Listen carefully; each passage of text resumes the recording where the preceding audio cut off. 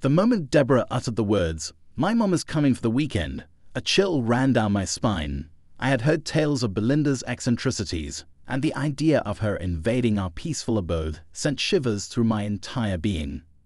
The day she arrived was uncharacteristically sunny, a cruel irony considering the storm that was about to hit our household.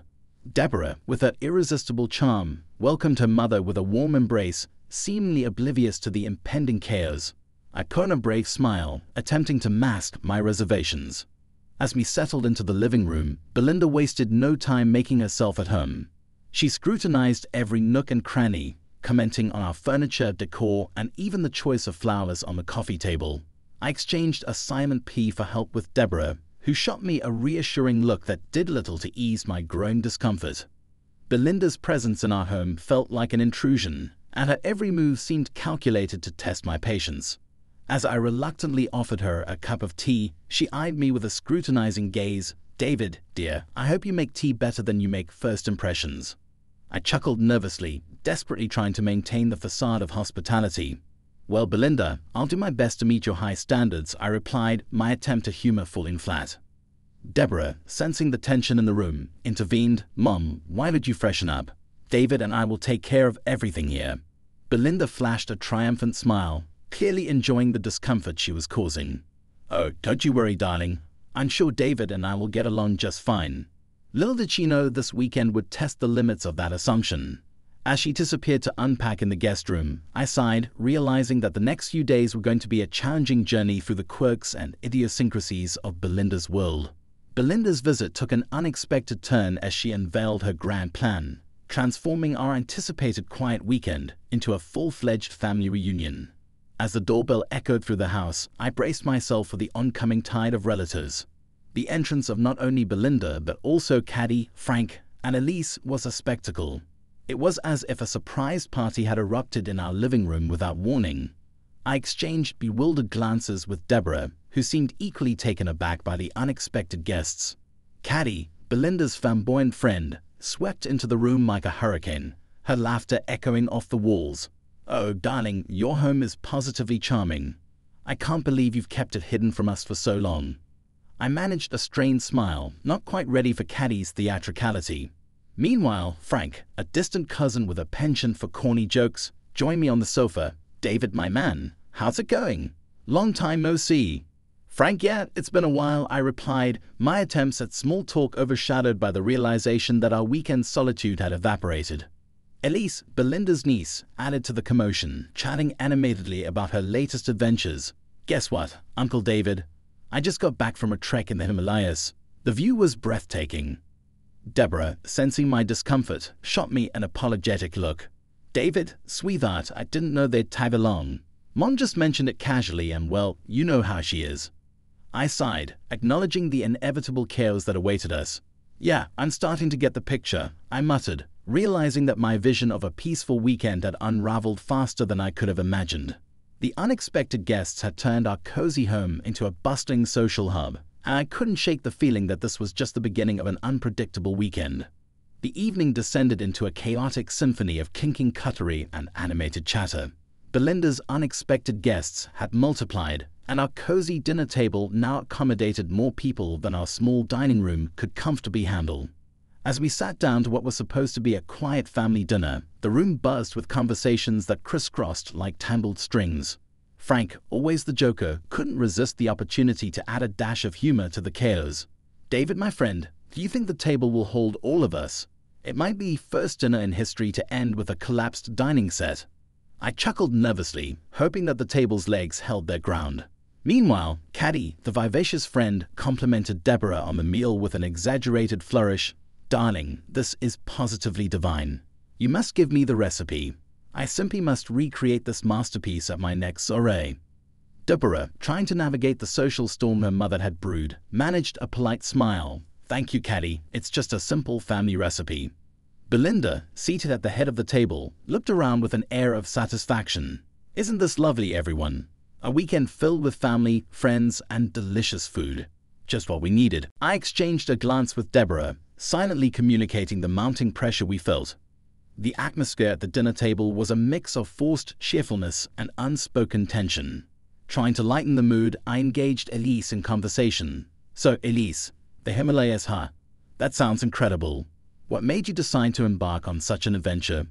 Elise beamed, eager to share her tales. "Oh, Uncle David, it was a spur-of-the-moment decision. Life's too short, you know. Sometimes you just have to grab the opportunity and go." Frank interjected with a mock-serious tone. "Well, David, when was the last time you went on a spontaneous trek to the Himalayas?" I laughed. "I'll admit it's been a while. But hey, we can't all be adventurers, right?" As the night unfolded, the dinner table became a battleground of competing stories and clashing personalities.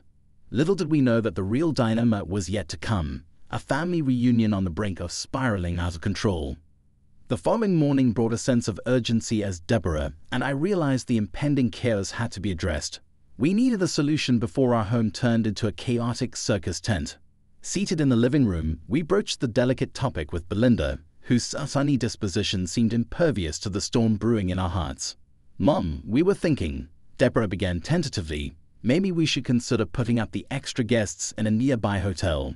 It's just that our home is a bit snug for this many people." Belinda's eyes narrowed, and a disapproving frown crept onto her face. "Darling, what a ridiculous suggestion. Why waste money on a hotel when we have perfectly good beds right here? Besides, it'll be just like a slumber party." I tried to reason with a diplomatic touch. "Belinda, it's not about the money. It's about making sure everyone is comfortable. We want this to be an enjoyable weekend for everyone." Caddy, always the dramatic one, chimed in. "Oh, don't be such a spoil sport to David. I love slumber parties. It'll be so much fun, like we're all kids again." Trying to navigate through the sea of objections, Deborah added, "Mom, it's not that we don't want everyone here. It's just about practicality. We didn't plan for so many guests, and we want everyone to have a good time." Belinda scoffed. "Practicality, dear. This is a weekend filled with love and laughter, not a business conference. Besides, it'll be like a big family sleepover." The tension in the room thickened, and as I exchanged glances with Deborah, it was evident that our concerns were being dismissed. Belinda continued, "I have an idea. Why don't we all share beds? It'll be a bonding experience, and we can tell stories like we used to when Deborah was a child." I couldn't hide my disbelief. "Share beds? Belinda, that's a bit unconventional, don't you think?" Caddy, with a mischievous glint in her eye, interjected, "Unconventional is the spice of life, my dears. Let's embrace it." As the absurdity of the proposal lingered in the air, we realized that finding a compromise with Belinda might be more challenging than we had anticipated. Our once quiet weekend had morphed into a battle of wills, and a proposal for an unconventional sleeping arrangement left us teetering on the edge of frustration.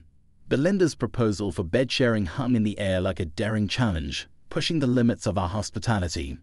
Deborah and I exchanged bewildered glances, unsure if we had somehow entered an alternate universe where family gatherings involved unconventional slumber parties.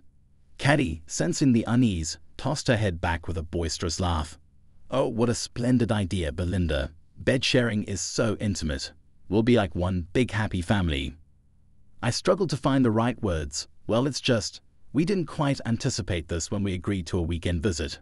Sharing beds might be a bit much." Belinda, undeterred by our discomfort, flashed a radiant smile.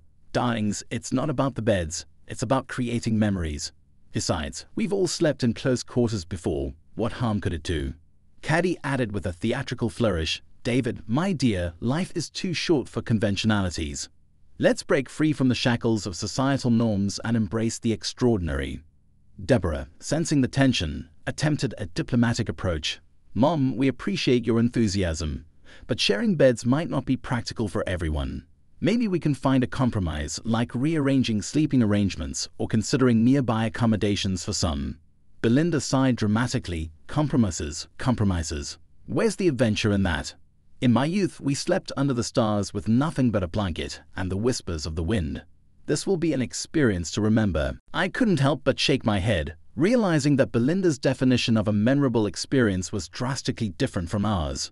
As the discussion continued, I could feel the frustration building within me, the absurdity of the situation becoming almost comical. Caddy, ever the optimist, chimed in, "Come on, David. Where's your sense of adventure? It's not every day you get to share a bed with such a lively group of individuals."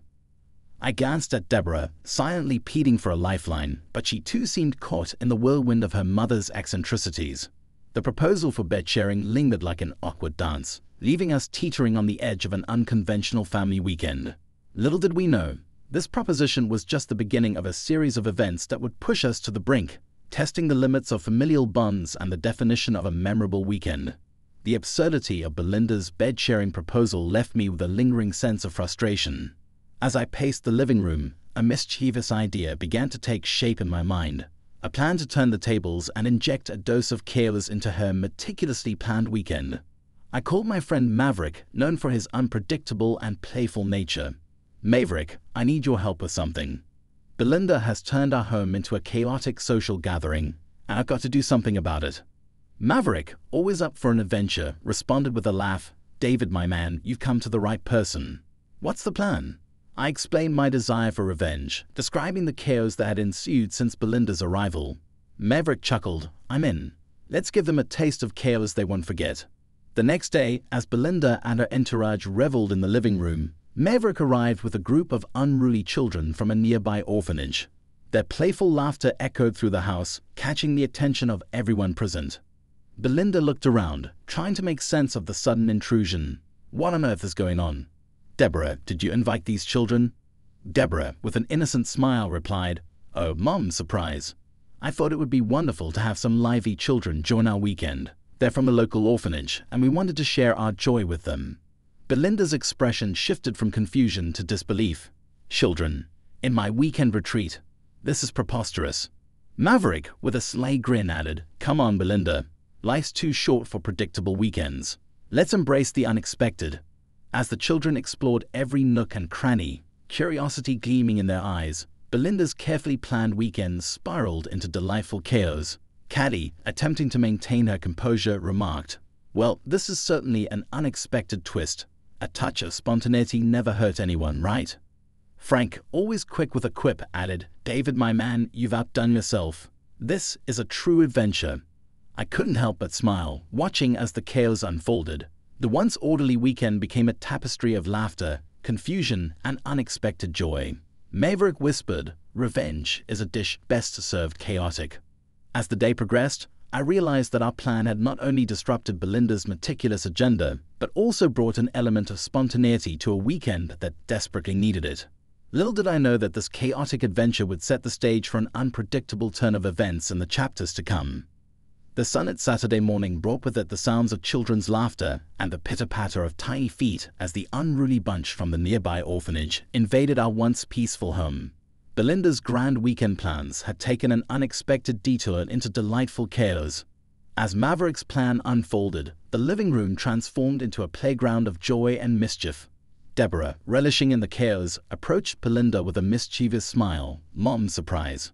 We thought it'd be wonderful to have these kids join us for the weekend. You know, spread a bit of joy and laughter. Belinda's carefully applied makeup couldn't hide her astonishment. Children, in my weekend retreat, this is preposterous. I demand an explanation, Deborah. Deborah, feigning innocence, replied, Oh, Mom, lighten up. It's just a bit of fun. They're from a local orphanage, and we wanted to share our joy with them. Caddy, trying to maintain her composed demeanor, quipped, Well, this is certainly unexpected. A touch of spontaneity never hurt anyone, right? Frank, always ready with a sarcastic remark, added, David, my man, you've outdone yourself. This is a true adventure. Belinda, seemingly torn between frustration and a desire to save face, glared at Maverick. You were in on this, weren't you? I demand an explanation. Maverick, with a playful twinkle in his eye, responded, Belinda, my dear, life is meant to be a series of surprises. Consider this a lesson in spontaneity. The children, oblivious to the tension, explored every corner of the house, turning it into a haven of laughter and joyful chaos. Belinda, attempting to regain control, approached me with an exasperated sigh. David, I demand that you put an end to this nonsense immediately. I couldn't suppress a smirk. Belinda, sometimes chaos is the best medicine. Embrace the unexpected. As the day unfolded, the house echoed with the sounds of children's laughter, mingling with the disgruntled murmurs of Belinda's entourage. The once pristine and orderly weekend had morphed into a lively tapestry of unpredictable joy. Caddy, looking around at the chaos, admitted with a chuckle, Well, this is certainly an adventure. Who would have thought? Frank, navigating through a sea of giving children, remarked, David, my man, revenge suits you. This is a weekend to remember.